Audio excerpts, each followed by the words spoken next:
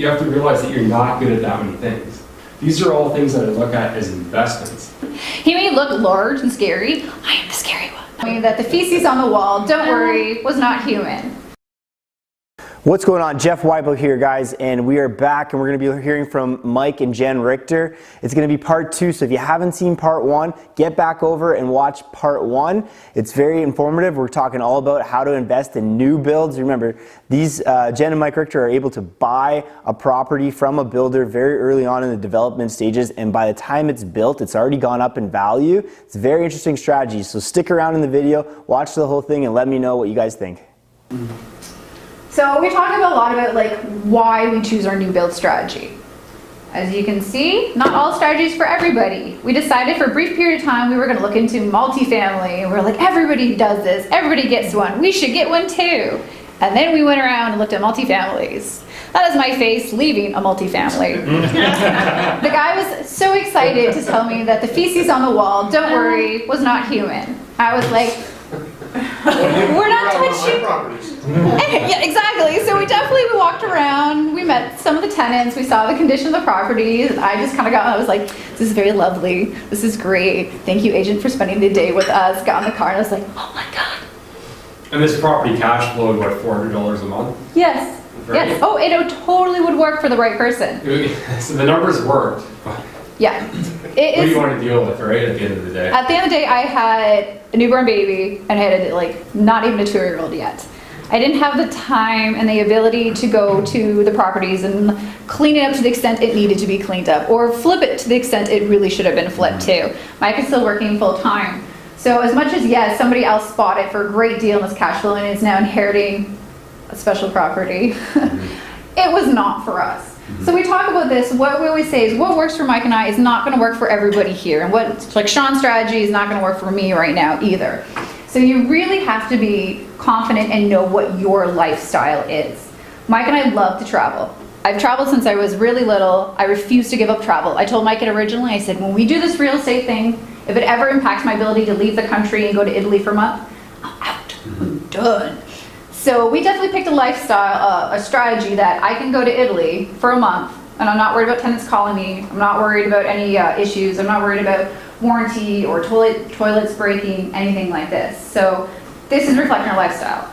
Like I said, I'm busy with the kids at home. I don't have the time to deal with student rentals where I lock myself out again. My roommate is drinking my milk. Legit complaint, actually. So things like that works for somebody else. 100%. Does a cash flow make you money? 100%. Is it going to reflect my lifestyle? Not at all. So we're very specific on you have to figure out your lifestyle before you figure out your strategy, let alone what city. Because everybody wants to know, Jen, what city are you to buy in? I'm like, what do you mean what city to buy in? I'm like, what's your strategy? They're like, what city cash flows? I'm like, oh God. There's so many more steps you have to take before you start committing to a city, before you start committing to a property. You need to really examine your lifestyle, because this is something I'm assuming most of you just don't want to buy one and be happy, or two and just be like, I'm good, I'm going to retire. This is something most of us want to build a portfolio. So make sure that whatever strategy you're choosing has to reflect your lifestyle. It also has to reflect your time commitment. How much time do you have? Do you have time to go to the property every day and make sure the trades showed up on time at all? Do you have the time to make sure that you can go out every weekend looking at houses, things like this? Do you have a team in place that can do this? You have to figure out how much time. I don't have a lot of time, so I picked a strategy that does not involve a lot of time. I'm okay signing a paperwork in one day, purchasing a house in one day, and then ignoring it for a year. Doesn't work for everybody. Yes? Are you using property management then, as far as collecting the rents and all Hi, that? I'm the property manager. You're the property manager. He may look large and scary. I am the scary one. But because we were saying before, because of the type of tenant we picked, we've never had a problem with, we actually have never had a tenant late, ever. We've been doing this for 5 years. So we can manage our own property because of the tenants we have, and also the properties that we chose, which attract us, are entitled. So things like time commitment, I'm not chasing down, I'm not filling out any of the end paperwork, I'm not going to, so any of the courts and things like that. So time commitment works for me, but I'm just saying, you need to examine your own life. Are you working full time? And you still want to do real estate? There's a whole bunch of strategies you can still choose. Are you retired and you want to do this full time? Heck yeah, there's a lot of other strategies you can do, but you have to look at your own life to figure this out. Also, time horizon. We're in this for the long haul. We're in here for another 30, 40, 50 years. How long are you going to be married for? So, when's our anniversary? Not too Okay, don't. So it's one of those things that we're in this for the long haul. We're okay riding the market out. We can go through another bubble burst. Oh, there's a bubble burst. But there's things like we have the time to play with the market. My mom just got into real estate. She just got into her first duplex. She's retiring in the next 3 years. And I'm not gonna mention her age. I love you, Mom. But she doesn't have the same time horizon that we do. So she's picking a different product and a different strategy than Mike and I are doing. Is it right for us? No. Is it right for her? Yes. So make sure you look at how long you want to be investing for and that you're picking a strategy that reflects it and supports that as well. Okay, so like in terms of risk tolerance, I think like there's many different terms. My definition of risk tolerance, one of my terms and definitions is, do I have control over the property? Do I have control over the asset? That's one of mine. We know our business, we know the control, we have systems, we have policies, procedures. It's like you said, just the tenants. The fact that I know in 5 years that the tenants are never late, I know that I don't have to step in and pay those bills, and I know that I can't afford my day job to pay for all those mortgages, but I know that the tenants that we've chosen in that area, if they don't pay, we'll replace them, but that hasn't happened. That helps me sleep at night. The building, I mean, I'm not dealing with the pipes, I'm not dealing with old plumbing, I'm not dealing with big maintenance issues, so I know that I don't have big cash calls coming to me. That's another thing that I can help mitigate risk tolerance, because the last thing I want to be doing is worrying about things that I don't know. And everybody has a different risk tolerance. Every strategy, every area, everything we do has different risk. Find out what works for you guys. I mean, we have to get outside of our comfort zone a little bit to do this. I haven't always been comfortable with closing on these types of properties, but it's got to be something that works for you in your lifestyle, right? And then supporting your overall goals, desires, and outcomes. Everything we do, I mean, there's people out there we talk to who just solely have a number of doors that they want to reach, and I mean, that's great. But we're looking at it in the sense that, you know, what's it doing for us? We want to buy every property intentionally to support our income. Every time we make a deal, I always want to look at it and say, okay, what's my exit strategy? How am I going to get out of this? And yes, we are looking at these indefinitely, but we are looking at accessing equity down the road. We are looking at maybe, okay, we sell two, buy something bigger, get into a different strategy as our lives change, or I sell one property, refi one, that's bought me, you know, with the equity having these, that could, you know, one that could buy me 5 years at $80,000 a year, right? So I can buy myself a large chunk of time. So we always look at, you know, what do we want to get into this, and we have different options. For us, we love to travel at this point in our life with our kids. So this supports what we want to do at this point in our life, right? And this supports, I always say, if you look at your why, and you really focus on that, you have to sometimes work backwards and then build something very intentionally to fulfill that goal. And that's going to be different for all of us, right? Like the last thing I want to do is real estate full time. I want real estate to work for me. And it's like you said with property management. That's something, I mean, it's great right now, but obviously if I scale this portfolio up, I'm gonna want to hire someone, right? So we're looking at all of this, and we're going to get a little bit more into like how I leverage my time. How can I replace myself? Like I don't want to, yeah, we'll get more into this, but I don't want to do all the jobs, the mundane jobs. I want to be here, I want to be networking, I want to be coming typically to groups like this one I'm sitting in a part of, I want to be meeting people, I want to be doing things that I love to do. So those are things you have to consider too, right? And that's not my why. My why is what I ultimately want to do, not necessarily what I have to do. Okay, so we want to talk about just a couple obstacles that everybody has. Whether you have no properties, whether you have 80, 100 properties, we all have a lot of similar obstacles. One of the biggest obstacles everybody loves to talk about is time. Nobody has time for real estate. Nobody has time to do any investing. So we just want to break down a couple of things that kind of help you get through these obstacles. Okay, yeah, so it's like I was saying, I didn't start real estate to create another job. So I always look at it as, okay, if I'm doing this, how can I align my books? How can I align everything else to hire somebody else one day and train, you know, whoever we have working for us to replace us? For example, when we do open houses, or not an open house, but when we put our property up in the market, I'm not going to screen all of my tenants just to save. We pay our agent 1 month rent. Now we try doing that, or half a month. Well, he gets 1 month, he splits the month if another agent brings in the offer. We tried doing Kijiji, we tried doing ads.